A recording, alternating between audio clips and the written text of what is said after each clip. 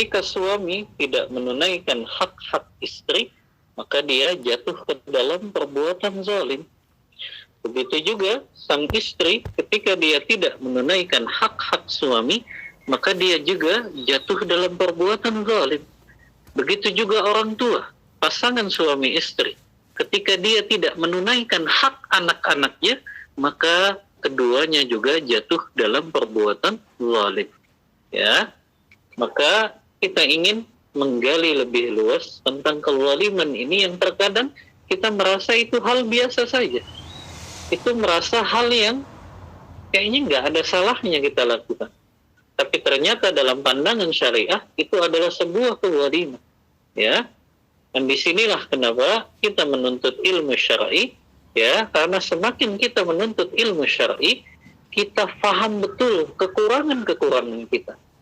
Kita faham betul kesalahan-kesalahan kita selama ini.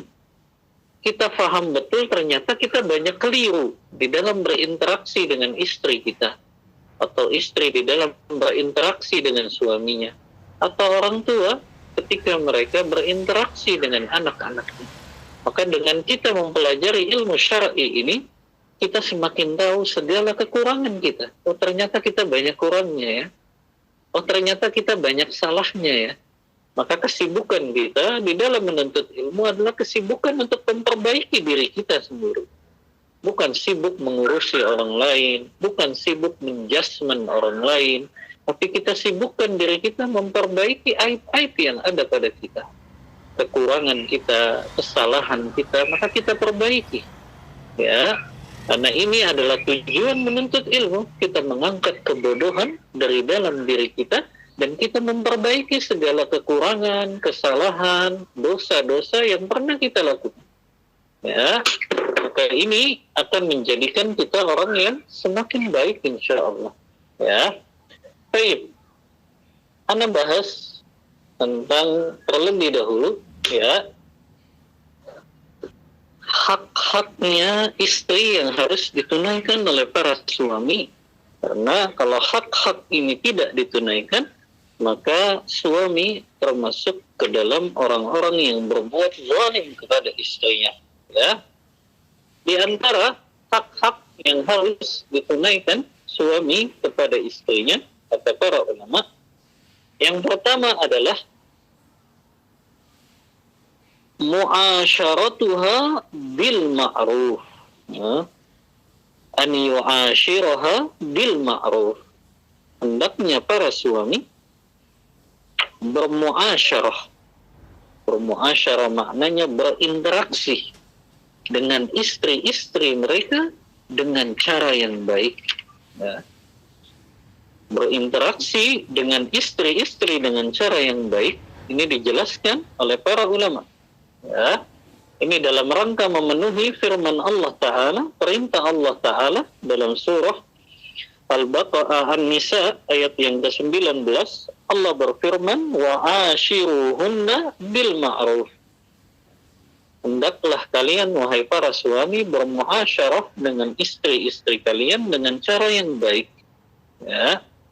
Wa liqaulihi ta'ala, dan juga firman Allah Ta'ala dalam surah Al-Baqarah ayat 228, Allah berfirman, wa lahunna mislul ladzi 'alaihinna bil ma'ruf. Dan bagi kalian, wahai para suami, kalian memiliki hak yang harus ditunaikan oleh para istri. Tapi jangan lupa, kalian juga memiliki kewajiban untuk menunaikan hak para istri, yaitu kalian berbuat baik kepada mereka. Ya, dan subhanallah, ya, para suami hendaknya memperhatikan hadis Rasulullah ini. Ya, Rasulullah SAW menjadikan parameter keimanan suami adalah dilihat dari sikapnya kepada istrinya. Subhanallah. Ini menjadi cermin kita kepada para suami. Rasulullah menyebutkan parameter keimanan suami itu dilihat dari bagaimana cara mereka berinteraksi, bersikap kepada istri-istri mereka. Itu parameter keimanan suami. Jadi gampang ngukurnya. Ya. Kalau kita ingin lihat suami itu baik atau tidak, maka lihat saja bagaimana interaksinya dengan istrinya. Ya. Dan ini kata Rasulullah. Rasulullah yang menyebutkan ini dalam hadis yang diriwayatkan oleh Imam Tirmidzi dalam kitab sunannya, Imam Ahmad dalam kitab musnadnya. Hadis ini dihasankan oleh Syekh Albani. Kata Rasulullah sallallahu alaihi wasallam, akmalul mu'minina imanan ahsanuhum khuluqa. Yang paling sempurna keimanannya di antara orang beriman adalah yang paling baik akhlaknya. Khiyarukum khiyarukum linisaihim. Dan sebaik-baik manusia di antara kalian, wahai orang-orang yang beriman, adalah yang paling baik kepada istri-istrinya. Subhanallah. Lihat parameter keimanannya. Ya, suami itu kalau ingin kita lihat keimanannya bagus atau tidak, keimanannya sempurna atau tidak, maka dilihat bagaimana sikapnya kepada istri. Ya. Dalam hadis juga yang diriwayatkan oleh Imam Tirmidzi dalam kitab sunannya, Ibnu Majah dalam kitab sunannya, Ibnu Hibban dalam kitab sahihnya, hadis ini disahihkan Syekh Albani dalam kitabnya Sahihut Targhib wa Tarhib. Kata Rasulullah sallallahu alaihi wasallam, khairukum khairukum li ahli wa ana khairukum li ahli. Kata Rasulullah sallallahu alaihi wasallam, sebaik-baik manusia di antara kalian, subhanallah, sebaik-baik manusia di antara kalian adalah yang paling baik terhadap keluarganya. Ya. Dan Rasulullah mencontohkan itu sendiri. Kata Rasulullah, wa ana khairukum li ahli. Dan aku adalah orang yang paling baik terhadap keluargaku. Subhanallah. Kita nggak perlu mencari contoh yang lain. Rasulullah sudah memberi contoh loh. Beliau orang yang paling baik terhadap keluarganya. Maka ini ukuran parameter keimanan gitu. Sebaik-baik manusia, kata Rasulullah, yang paling baik kepada keluarganya. Ya. Namun banyak para suami yang mereka baik kepada sahabat, teman kampusnya, teman kerjanya, ya, atau teman bermainnya ketika di rumah, ya. Tapi mereka lupa. Ketika mereka berada di rumah, di dalam rumah, justru mereka menjadi orang yang sangar sekali kepada istri-istri. Ya. Maka ini menjadi poin penting bahwasannya parameter keimanan suami itu dilihat dari bagaimana sikapnya terhadap istrinya. Dan ingat, ikhwani fillah wa akhwati fillah, rahimani wa rahimakumullah,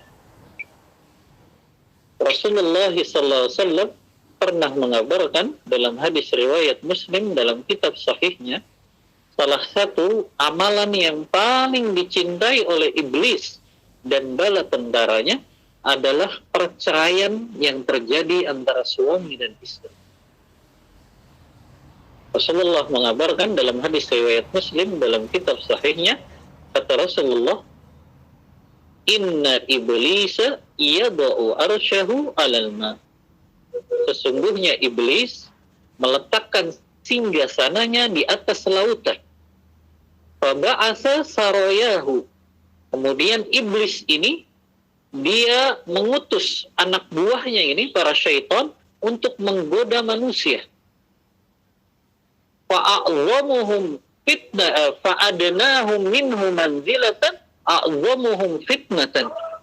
Kata Rasulullah, dan di antara anak buah iblis itu yang mereka nanti akan mendapatkan posisi yang dekat dengan Raja Iblis ini adalah mereka yang mampu mendatangkan fitnah, godaan yang paling besar.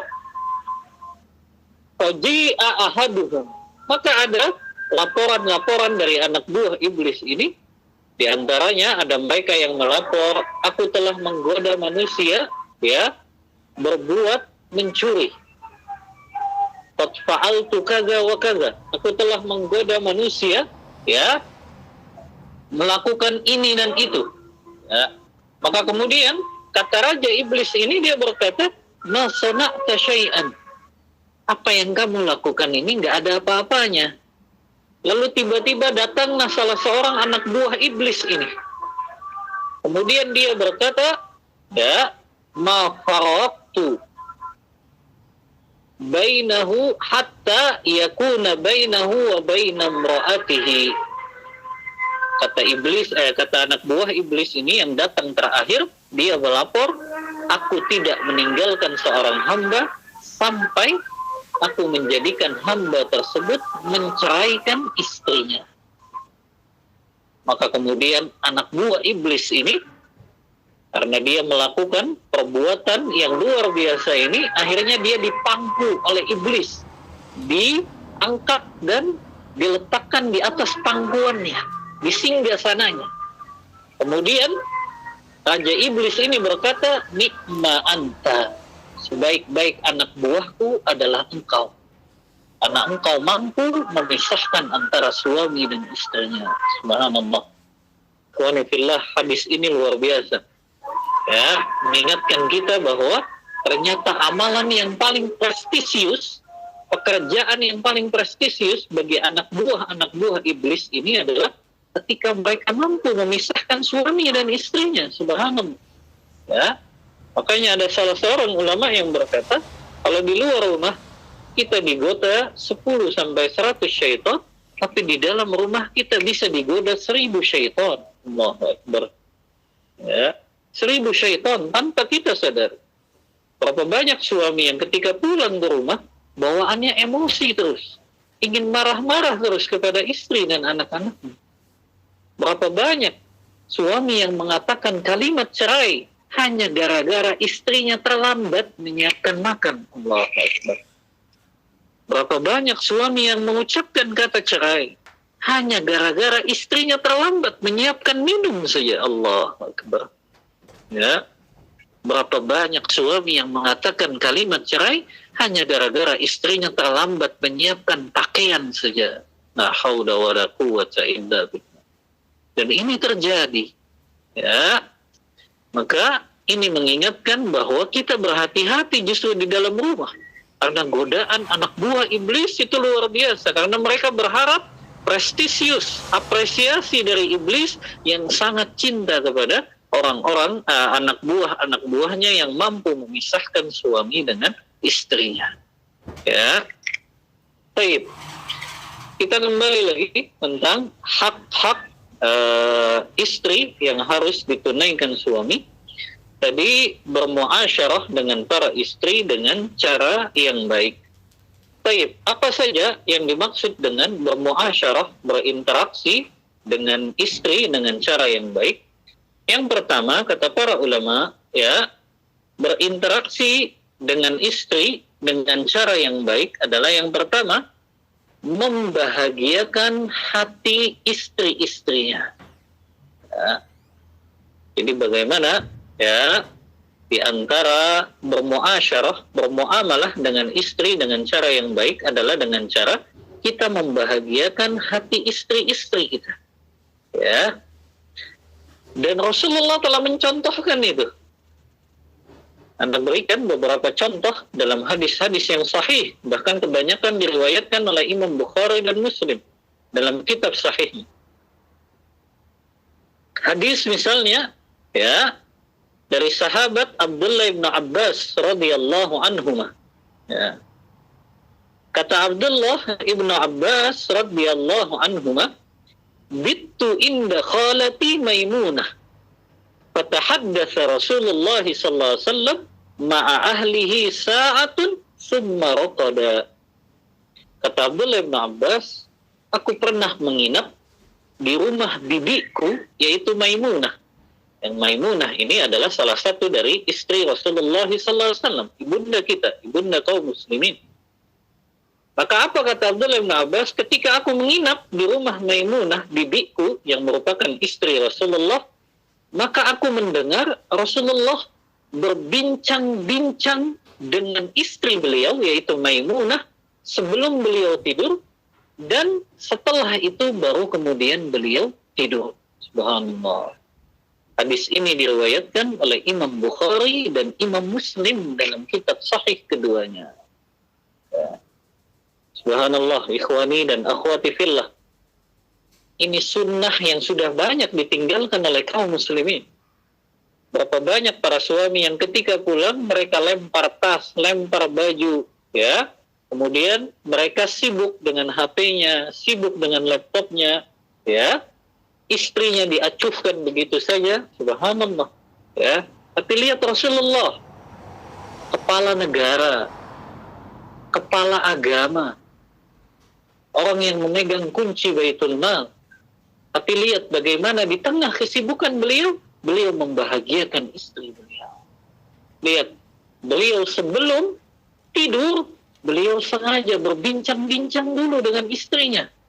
Ya, berapa banyak para istri, ya, yang mereka karena ditinggal lama oleh suaminya bekerja seharian, maka merindukan untuk berbincang-bincang, menyampaikan unek-uneknya, ingin mungkin menceritakan apa yang dilakukan bersama anak, ingin mungkin menceritakan unek-uneknya, ya, karena istri yang mungkin di rumah saja dia jenuh, ya, maka ketika suaminya pulang dia ingin diajak bicara harusnya, ya. Dan lihat akhlak Rasulullah ini, sebelum tidur beliau orang yang mengajak bicara dulu istri-istrinya, padahal ikhwani fillah, di dalam hadis yang lain, dalam hadis riwayat Bukhari, ya, dari sahabat Abu Barzah Al-Aslami, beliau berkata, "Kana Rasulullah sallallahu alaihi wasallam yakrahu an-nauma qabla, ya, qabla al-isya wal hadits ba'daha." Kata Abu Barzah Al-Aslami, Nabi sallallahu alaihi wasallam, ya, membenci tidur sebelum salat Isya dan berbicara setelah salat Isya. Subhanallah, ya. Hukum asalnya berbicara setelah salat Isya itu adalah makruh kata para ulama, kecuali pembicaraan itu berkaitan dengan agama, berkaitan dengan kepentingan kaum muslimin, berkaitan dengan menuntut ilmu. Nah, ini perkara yang dibolehkan, bahkan dianjurkan, ya. Namun kita lihat Rasulullah ternyata setelah salat Isya, sebelum beliau tidur, beliau berbincang-bincang dulu dengan istri. Padahal dalam riwayat yang lain tadi, Rasulullah membenci berbicara, berbincang-bincang setelah Isya. Subhanallah, lihat penjelasan dari Al-Hafiz Ibnu Hajar Al-Asqalani dalam kitab beliau Fathul Bari, karena hadis ini diriwayatkan oleh Imam Bukhari. Ibnu Hajar menjelaskan dalam kitabnya Fathul Bari, kata beliau, ya, di antara perbincangan yang diperbolehkan, ya, itu adalah perbincangan antara suami dengan istrinya. Kenapa kata beliau? Karena para ulama mengkiaskan perbincangan antara suami dan istri itu seperti perbincangan dalam menuntut ilmu. Karena di dalamnya ada faidah-faidah yang banyak. Subhanallah, ya. Ini kadang kita para suami nggak ngajak ngobrol, ya, istrinya bahkan mungkin ditinggal tidur, ya, padahal istrinya berharap ketika suaminya pulang kerja ada unek-unek yang ingin dia sampaikan, ya, ada cerita-cerita lucu mungkin bersama anaknya yang ingin diceritakan pada suami, ya. Maka ini di antara sunnah Rasulullah SAW yang banyak ditinggalkan, ya. Rasulullah ternyata di tengah kesibukan beliau pulang ke rumah sebelum tidur bersama istri beliau mendengarkan apa yang ingin disampaikan oleh istri-istri beliau. Subhanallah, ya. Ini diantara bagaimana membahagiakan hati istri kita, ya. Jadi antum ketika pulang, ya, jangan langsung lempar tas kemudian tidur dan istrinya ditinggal begitu saja, ya. Maka bagaimana perang dunia ketiga tidak terjadi, ya tidak akhudi. Karena istrinya sudah dandan ini cantik-cantik menyambut suaminya, ya, tapi dicuekin begitu saja. Subhanallah, ya. Anda nggak tahu kalau antum di Jepang, ya, pulangnya jam berapa akhudi kalau kerja? Tergantung Ustaz, tergantung shiftnya. Oh sih, ada 3 shift juga. Ada, iya, pagi, siang, malam, Ustaz. 3 shift sama ya, di rumah sakit gitu. Iya, Ustaz. Baik. Ya, baik. Ini contoh yang pertama ya. Cara membahagiakan istri, kita ajak istri kita bincang-bincang terlebih dahulu sebelum tidur, ya. Dan ini sunnah Rasulullah Sallallahu Alaihi Wasallam, ya. Baik. Kemudian di antara membahagiakan hati istri kita ya adalah dengan cara ya kita membantu, menolong, meringankan beban-beban istri kita di dalam menunaikan pekerjaan rumah tangganya. Ya, Rasulullah SAW ya, hadis ini diriwayatkan oleh Imam Bukhari